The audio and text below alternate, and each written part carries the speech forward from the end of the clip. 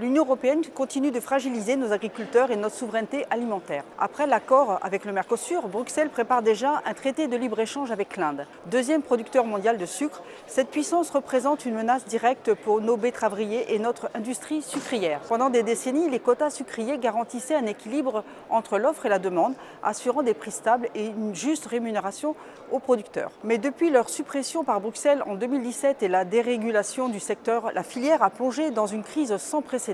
Chute des prix, fermeture d'usines, perte d'activité, la concurrence et la spéculation ont détruit le secteur. Dans le même temps, l'Union européenne a interdit les néonicotinoïdes sans alternative viable, entraînant une explosion des maladies dans les cultures et une baisse des rendements jusqu'à moins 30%. Nos betteraviers se retrouvent désavantagés face à des concurrents étrangers où ces produits sont toujours autorisés. Et pour ne rien arranger, Bruxelles prévoit maintenant d'inonder nos marchés avec du sucre indien et sud-américain. L'Inde exporte massivement du sucre à des prix artificiellement bas grâce à des subventions colossales et des droits de douane qui, chez eux, peuvent atteindre 100% sur le sucre importé. L'Europe s'apprête à lui ouvrir ses portes sans contrepartie. Ce que Bruxelles ne dit pas, c'est que derrière cette production sucrière à bas prix se cachent des réalités extrêmement choquantes. Dans certaines régions, des milliers de femmes travaillent dans des conditions indignes. Exploitées, endettées, certaines subissent des hystérectomies, des mutilations pour éviter que leur menstruation ne nuise à leur rendement. La condition des femmes semble moins intéresser la Commission européenne quand il s'agit de faire du profit. Sur le plan environnemental, la culture intensive de la canne à sucre en Inde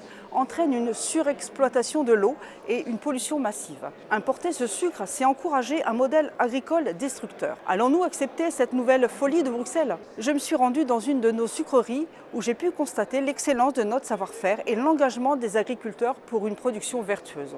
Nous devons défendre notre modèle et protéger nos filières. L'Union européenne ne protège pas nos agriculteurs et favorise la mondialisation sauvage. Dites-moi ce que vous en pensez en commentaire et partagez cette vidéo.